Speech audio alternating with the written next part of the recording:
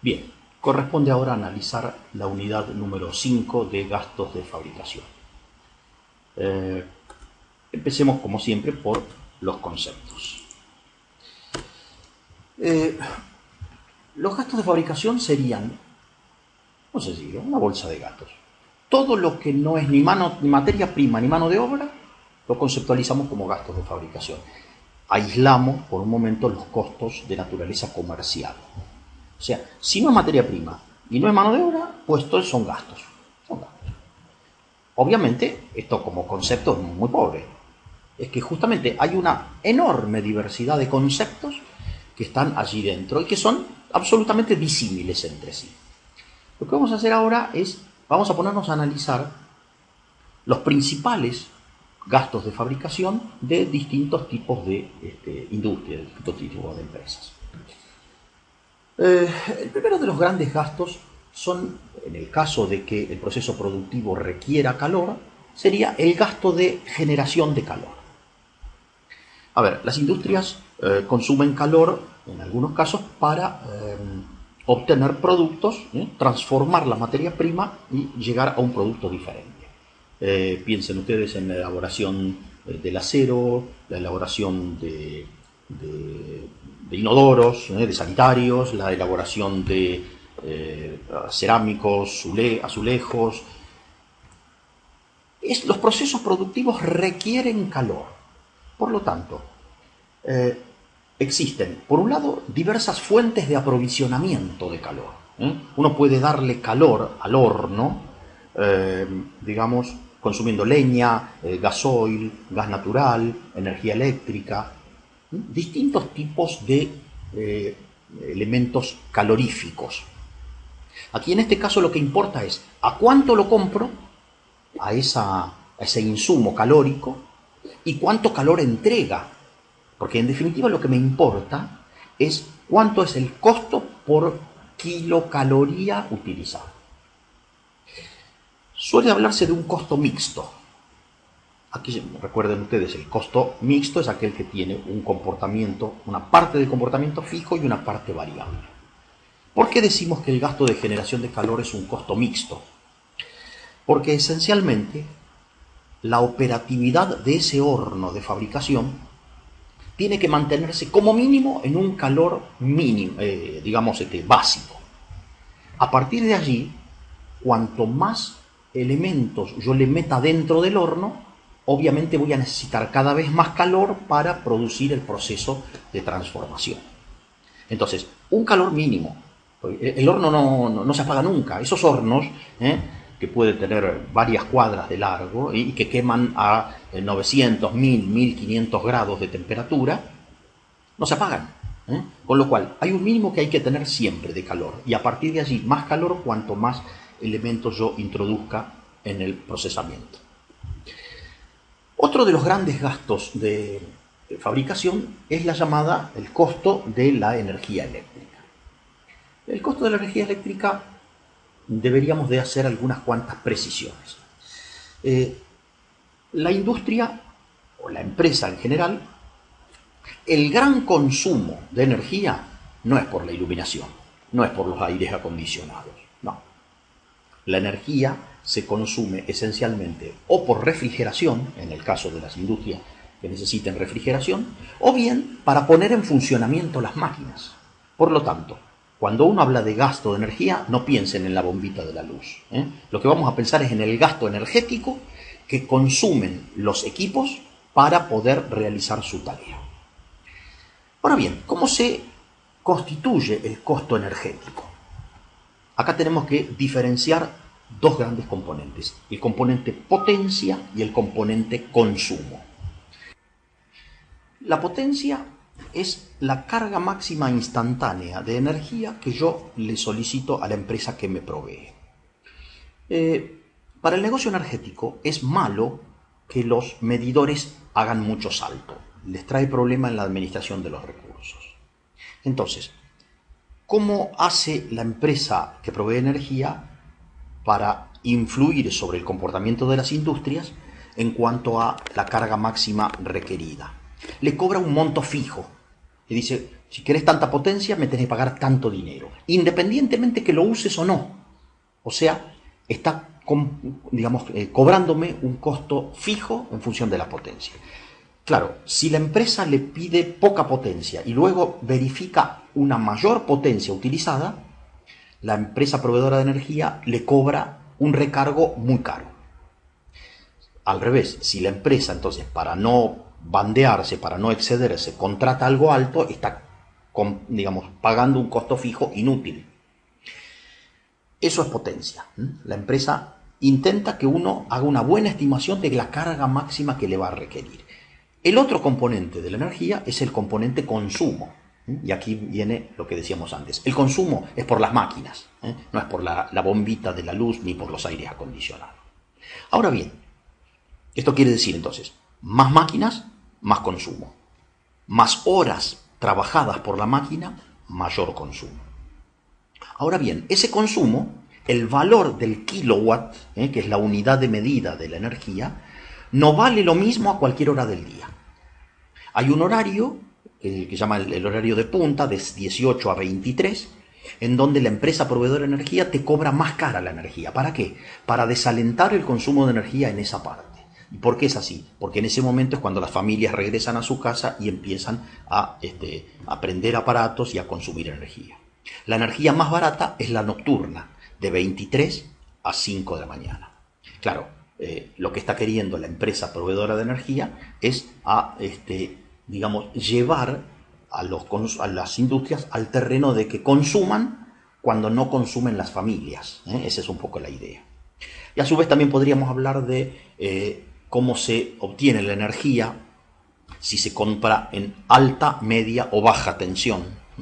Ese es un problema de quién le reduce la tensión. Es muy común que las empresas grandes compren energía no a la EPE, a la empresa que distribuye energía en Santa Fe, por ejemplo, sino que a lo mejor compran la energía en El Chocón, en Neuquén, o en Piedra del Águila, en distintos lugares donde se genera y luego se transporte hasta la industria en donde se ejercen las actividades, ¿sí? En tal caso es probable que se compre la energía en alta tensión, se traslada más barata y luego se afronte el costo de bajarle la tensión. Pero son temas más bien ingenieriles. Lo importante, consumo energético, potencia contratada, costo fijo, consumo verificado. Y el consumo es a partir del mayor uso de las máquinas.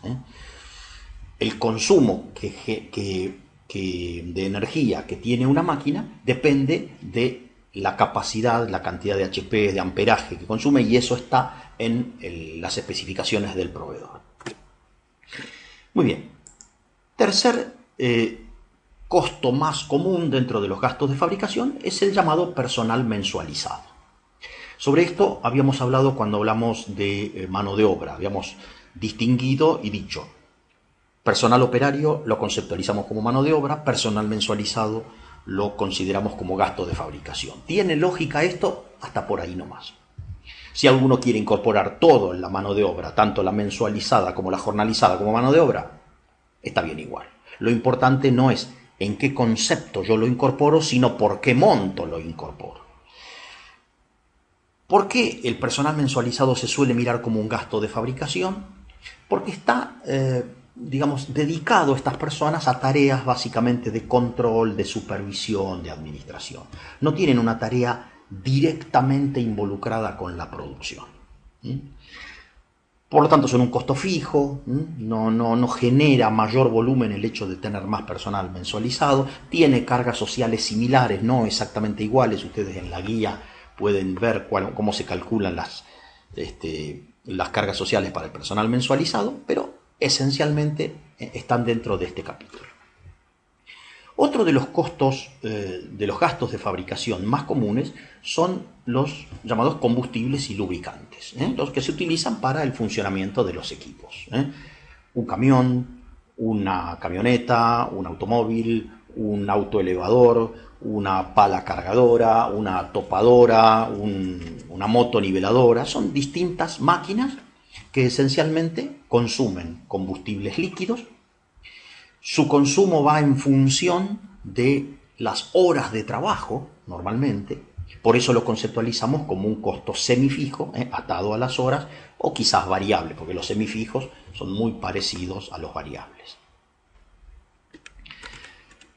Otros costos de fabricación comunes, los llamados repuestos y reparaciones.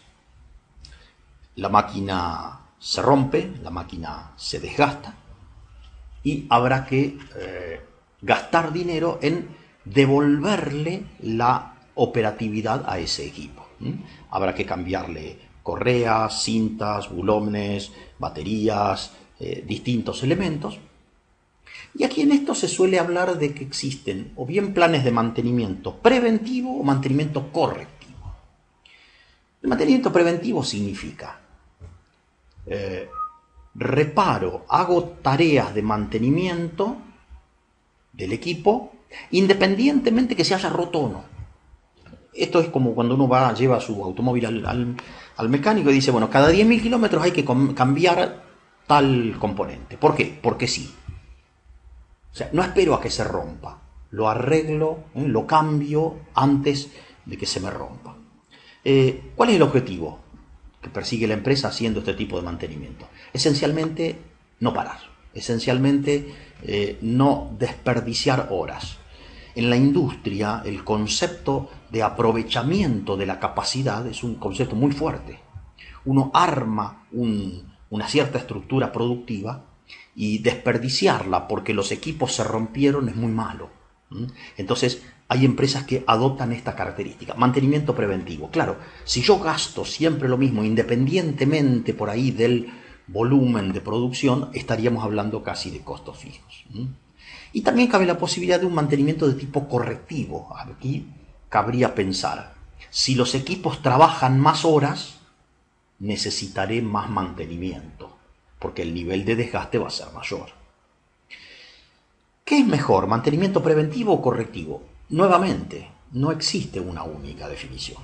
Los objetivos son diferentes. A veces cuando te falta dinero, y como hacemos aquí en la Argentina, que lo atamos con alambres, y por allí hacemos mantenimiento correctivo. ¿Es bueno? Y no, calculo que no. Ahora, de pronto, cambiar piezas porque sí, si uno tampoco parece demasiado, en fin, ante la circunstancia concreta habrá que evaluar cuál es el mejor comportamiento que tiene que seguir la empresa. Otro de los gastos más comunes que van dentro de los gastos de fabricación son las llamadas depreciaciones de bienes de uso. Las depreciaciones, las amortizaciones de bienes de uso, es lo mismo, es un problema semántico nomás, son un costo, pero un costo un poco especial. ¿Por qué un poco especial?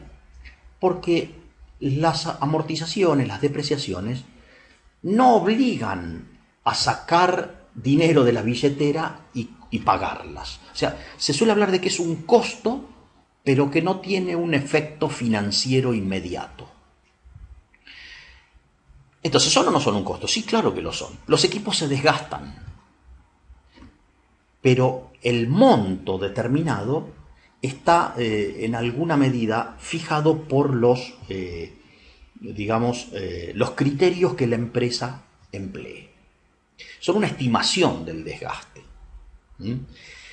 Lamentablemente los equipos no tienen un desgastómetro, un aparato que mida cuánto se desgastó. Por lo tanto, hay que imaginar. En la guía de estudio ustedes tienen ahí distintos métodos con un ejemplo numérico que van a poder profundizar. Pero básicamente hay sistemas en donde lo que se privilegia es el tiempo transcurrido. Entonces, a mayor cantidad de tiempo, más amortización. O hay otros sistemas en donde tienden a pensar en la cantidad de tiempo que el equipo estuvo utilizándose. Entonces lo puedo asociar a cantidad de horas, a cantidad de kilómetros, a cantidad de toneladas, o sea, a una medida de volumen y no una medida de tiempo. En el primero de los casos sería un costo fijo, en el segundo caso podría ser un costo variable o semifijo. Y algunos esquemas intermedios también tienen allí. Lo importante es, ¿son un costo? Sí, claro que son un costo. El empresario no puede omitir las amortizaciones, a pesar de no tener que hacer un cheque para pagarlas. Pero de la misma manera, es un costo que hay que afrontar. En algún momento el equipo no va a servir más y va a haber que comprar otro. Y en ese momento sí va a haber que poner y una masa de dinero bastante importante. Otro de los conceptos que entran de los gastos más comunes que entran en esta categorización de gastos de fabricación son las cargas impositivas. Y al respecto, el concepto principal es todo impuesto que la empresa tenga que abonar y que el Estado no me lo devuelve es parte del costo. O sea, bajo este esquema el IVA no entra. Porque el IVA, a ver, yo le cobro a mis clientes cuando vendo y le pago a mis proveedores cuando compro. Luego hago un cálculo de si cobré más de lo que pagué, se lo daré al Estado, y si pagué más de lo que cobré, tengo un saldo a favor y lo compensaré más adelante cuando sea la situación inversa. Con lo cual el IVA es, digamos, un efecto de intermediación para la empresa. Por lo tanto, no es un costo. No es un costo. El IVA que le cobro a los clientes no forma parte del precio y el IVA que le pago a mis proveedores no forma parte del costo. Pero, ¿qué otros impuestos tenemos? El impuesto inmobiliario, que se carga sobre la propiedad de la tierra o sobre las construcciones. Las patentes, que son por el uso de automóviles. Hay impuestos que tienen que ver con las transacciones financieras, los llamados impuestos a los créditos y débitos bancarios. Está el impuesto sobre ventas, pero ese, como está atado a las ventas, lo vamos a ver cuando veamos los costos de naturaleza comercial. Y está el impuesto a las ganancias. El impuesto a las ganancias tiene una característica particular. Se paga si hay ganancia. Si no hay ganancia, no. Y la ganancia se determina luego de restar a las ventas la sumatoria de los costos. O sea, es un impuesto que me cobra el Estado al final del periodo y una vez determinado si hubo ganancia o no. Por lo tanto, más que hablar de un costo, estamos hablando de una participación por parte del Estado en las ganancias de las empresas. Con lo cual, el impuesto a las ganancias lo vamos a trabajar de manera especial al final de la materia. Entonces, impuestos, todos aquellos que el Estado no me devuelve, son parte del costo. Hay algunos otros, los llamados impuestos internos, que son impuestos al consumo, impuesto a la renta mínima presunta, es un impuesto sobre la tenencia de activos. Hay diferentes tipos de impuestos que, insisto, el criterio, si no me lo devuelve, es parte del costo. Otros costos, gastos de fabricación comunes, gastos de limpieza, gastos de seguros, vigilancia, honorarios, regalías, fletes, distintos tipos de costos, digamos, que aseguran, viene a completar, digamos, el ciclo productivo de la empresa. Ahora bien, este esquema que vemos ahora es un esquema genérico de asignación de los costos, no solamente de los gastos de fabricación. Aquí estamos englobando también mano de obra con sus cargas sociales, unidades 3 y 4, y también materias primas. ¿Qué quiere decir este esquema? Este es el esquema general de asignación de costos para poder tener el costo de los bienes y servicios. La idea es, la materia prima es un costo directo, se asigna a los bienes. La mano de obra directa asociada a bienes o servicios se asigna directamente. Lo mismo con los gastos de fabricación directos al producto. Ahora, ¿qué sucede si yo tengo mano de obra indirecta o gastos de fabricación indirectos? Indirectos, insisto, respecto de los productos, pero pueden ser directos de las secciones. La idea es, el camino a recorrer es, yo tengo que asignar los costos primero a las secciones, para saber cuánto de mano de obra consumió cada una de las secciones productivas o de servicios y cuánto consumió de energía, de calor, de combustibles, de mantenimiento cada una de las secciones productivas o de servicios. Una vez obtenido estos datos, se trata de trasladar las secciones de servicios hacia las secciones productivas. ¿De qué manera? Aplicando criterios. y luego los costos de las secciones productivas a los cuales se agregaron los costos de las secciones de servicios se trasladan hacia los bienes y servicios con criterios. O sea, la palabra criterio está muy presente en todo este esquema. Esto lleva a algunas conclusiones. Si los criterios son malos, los números obtenidos serán malos. Cuanto mejor sean los criterios, más razonables van a ser los valores. Entonces, ¿cuándo un criterio es bueno? Un criterio es bueno cuando respeta la realidad económica y la estructuración de los procesos productivos y comerciales. O sea, no se trata solo de repartir gastos, no. Se trata de asignar lo más coherentemente posible. ¿Y por qué esto es importante? Porque finalmente todo esto termina en números.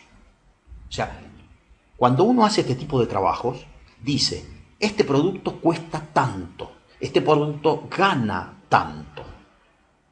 Por lo tanto, cuando uno ofrece información de naturaleza económica, es muy importante que el dato sea muy racional, porque va a haber alguien que va a tomar decisiones sobre la base de esos números que le estamos mostrando. Entonces, si los números no están bien hechos o si están repartidos caprichosamente, en alguna medida el decididor va a estar sesgado en su decisión. Pero entonces quiere decir que no existe una única manera de calcular costos. Exactamente. No existe. O sea, el costo depende de los criterios que haya empleado para determinarlos. Pero entonces esto no es una ciencia exacta. No es una ciencia exacta. Cada uno realiza su cálculo de costos como cree que es mejor hacerlo.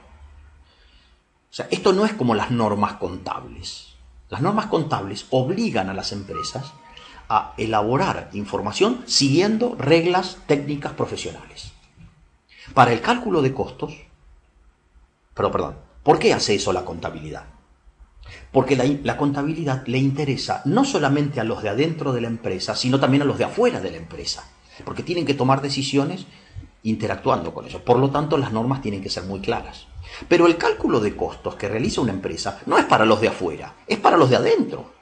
Por lo tanto, las reglas me las aplico yo mismo, de acuerdo con mi propio criterio. Entonces, si vamos a hablar de criterio, aparece el concepto de las bases de distribución. Las bases de distribución son el mecanismo de asignación de los costos para poder llegar al objetivo que pretendíamos, el costo de cada producto. Aquí hablamos de bases de distribución primarias y secundarias. Las primarias son la primera de las flechitas que teníamos en el gráfico anterior. El traslado de los costos de los centros de servicio, de los centros de apoyo, hacia los centros productivos. Es la primera de las flechitas. Para eso hay que analizar qué función cumplen los centros de servicio y buscar criterios acordes a esos servicios. Doy un ejemplo. Un área de servicios es el área de almacenes. Almacenes es un sector que está en servicio del resto de la organización. La función que cumple el área de almacenes es custodiar, tener disponible elementos en función de las requisiciones que hagan el resto de los sectores de la organización. Entonces, si la función del área de almacenes es darle soporte para entregarle bienes y servicios a los otros sectores, quizá la mejor variable de distribución podría ser en función de la cantidad de requisiciones que cada sector le hace al almacén. Ese es el servicio que le presta. Si yo tengo un sector de enfermería, por ejemplo, enfermería cuya misión está en verificar que las personas, digamos, estén en buenas condiciones de salud y si tienen algún tipo de problema, hacer algún tipo de curación. Bueno, quizá, como la tarea tiene que ver con el empleo de las personas, quizá podríamos buscar una base de distribución que sea la cantidad de personas que tiene cada uno de los sectores. Y así sucesivamente. Los fletes se harán en función de la cantidad de fletes realizados, la vigilancia en función de los sectores que tiene que vigilar, contaduría, administración, finanzas, recursos humanos, son todos sectores de servicios que brindan su apoyo a la operación principal. Las bases de distribución secundarias se utilizan para trasladar ahora el costo de los procesos productivos, de los centros productivos, incluyendo los que fueron recibiéndose de los centros de apoyo, y trasladarlos hacia los productos que se elaboran en dicho centro.